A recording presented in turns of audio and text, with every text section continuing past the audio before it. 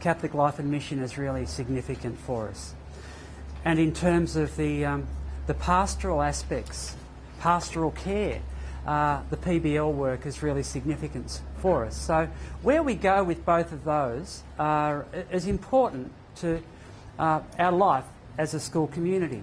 And the asking of the questions and then answering those in a way at least that might be temporary or lead to further questions is all part of this, what we'd call organised decision making. Trying to transform what we really value, what we aspire to in ourselves and in others, in our students, in our colleagues, to get things right into performance, into practice and into outcomes. It's interesting, if you think of it from a governance perspective in stages, the questions in the first case example were about, is there a problem here? You know, do we have a problem with this? And that's a good sort of set of questions before you do anything, because you can waste a lot of time on stuff that's pretty meaningless, really, you know, or the answer is bleedingly obvious. On the other hand, sometimes you don't get a chance to ask that, hey, listen, why are we doing this? Or, you know, there's another way of looking at it. So that was part and parcel of that first one about, you know, here we go in terms of the challenges of us as a distinctive Catholic school community in structuring a problem. Should we do anything about it? With the second one, with the PBL, it's up and running. It's, you know, put a lot of investment into it. Parts of it are working really well. Parts of it might need to be tweaked and those sorts of things. And it's about, again, it's a governance issue, because what you're trying to do is that you're gathering evidence to help you make a decision to build a stronger community. And with something like PBL, it really does, like the Catholic Life and Mission, extend well beyond your classroom into the school and into the community as a whole. So to wind up this session, what I'd like to do is take it to the community level and give you something to think about in terms of your leadership of that development, that is the school community development. So where we've been leads us to the questions about, well, how, of all the things that are happening at St Bernard's, how do they all sort of hang together in a mercy charism, through the inspiration of Mary MacKillop, through our own profession, in the vision thing, through our own professional expertise, what we know about our community and how we organise things. How does it all hang together, right? And that opening slide on leadership, where the guy was changing the light bulb up on the shaky ladder, is sort of about that, you know, because you'll never get things perfect, because there's always things that sort of crop up unexpectedly.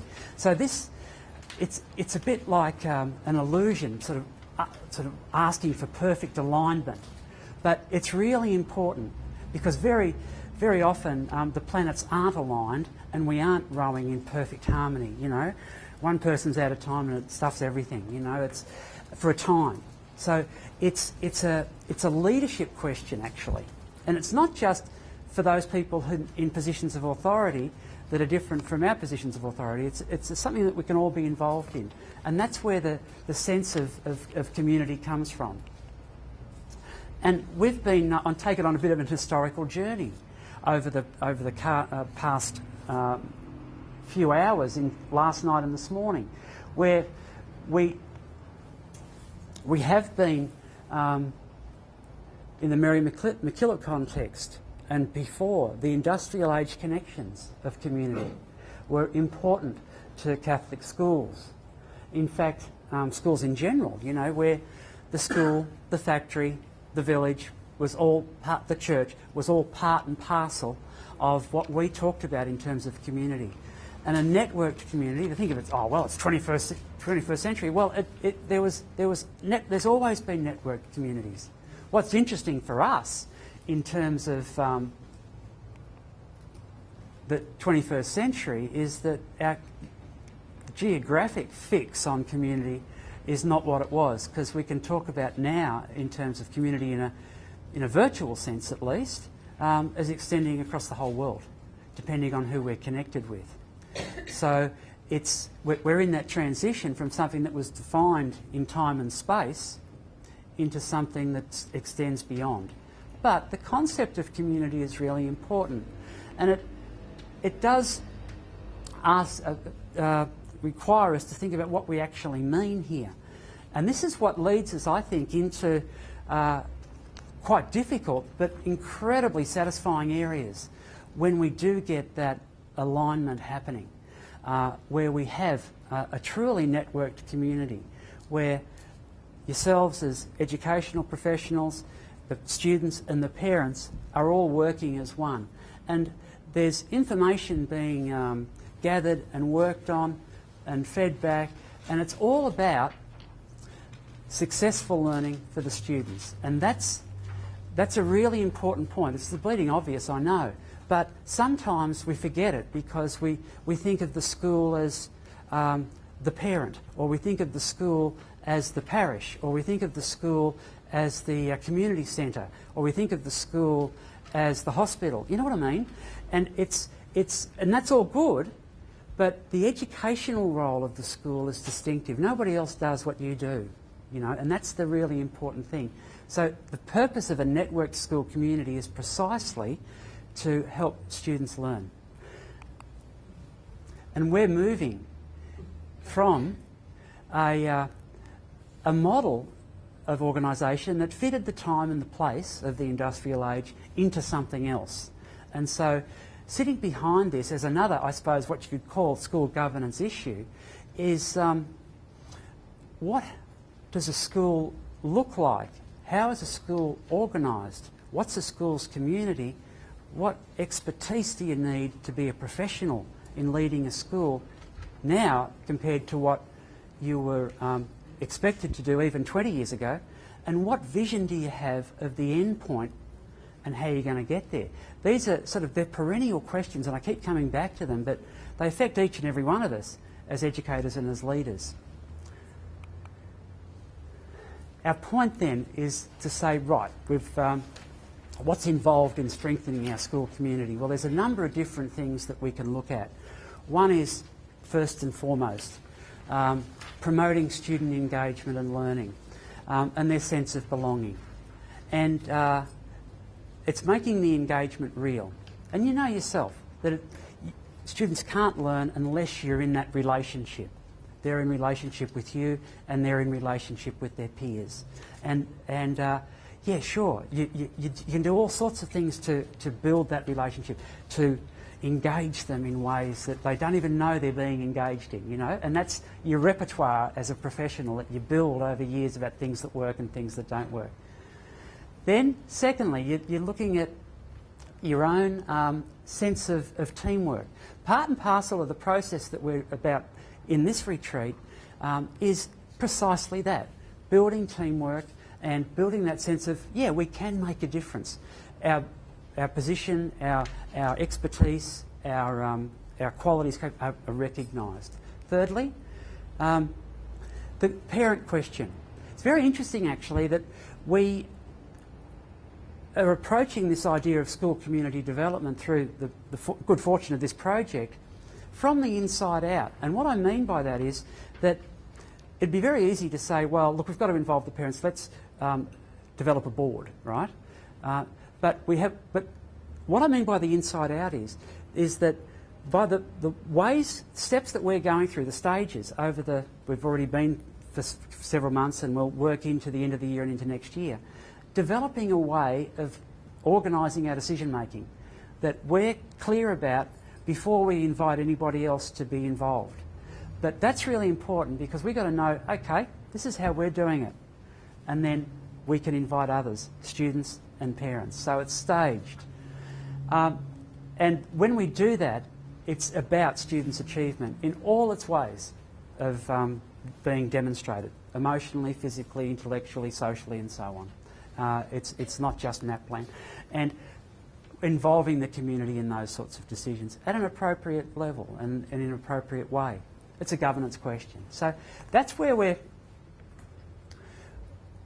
at the moment. We've opened up the discussion for us this morning in terms of the inspiration of Mary MacKillop and from last night, the questions that I've put to you as leaders, and you have those capacities, you have some aspects that you're practicing very well, some aspects that perhaps you're neglecting.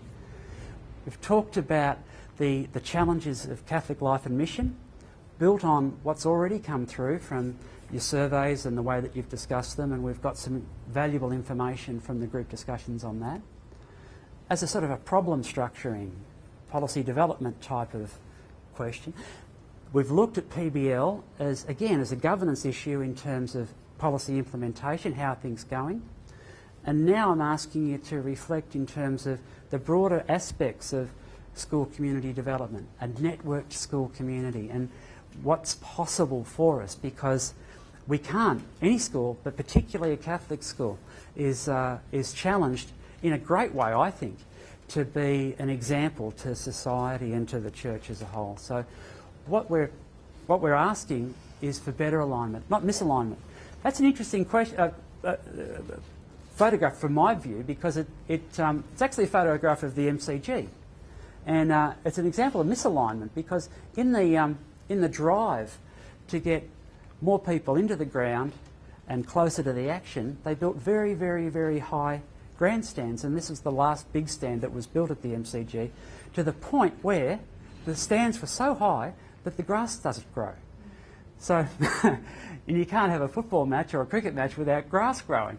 So then they had to think, oh, it's true, how are we going to get the grass to grow? So what they do, they essentially spend thousands and thousands of dollars each year, essentially putting the grass under a sun lamp, you know, and to get it growing. So whether it was done as a calculated thing or whether they came to it later is a question about governance, and it's a question about planning.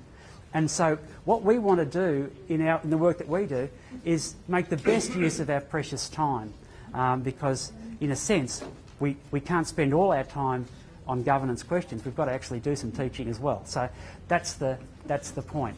So what have we been doing? We're coming back to those images of leadership. It's about developing a shared understanding, the vision thing. It's about engaging the community, the relationships thing. It's about organising the curriculum and the infrastructure. Some of the discussion that you've already had this morning about PBL. Yep, what are we going to do? How are we going to organise things? That's all part of the organisational stuff. And valuing professional learning and valuing teaching is part and parcel of it as well. And you're recognising that in the insights that you shared from each other. So they're the sorts of leadership questions and leadership actions that are involved in this thing. Nothing mysterious about it, except that it's all linked and it's all focused on evidence to achieve a better decision and then a better outcome, better governance. So as we go to morning tea, have a bit of a think about where you're sitting at the moment in terms of what you've experienced already and how you practice educational leadership in school governance.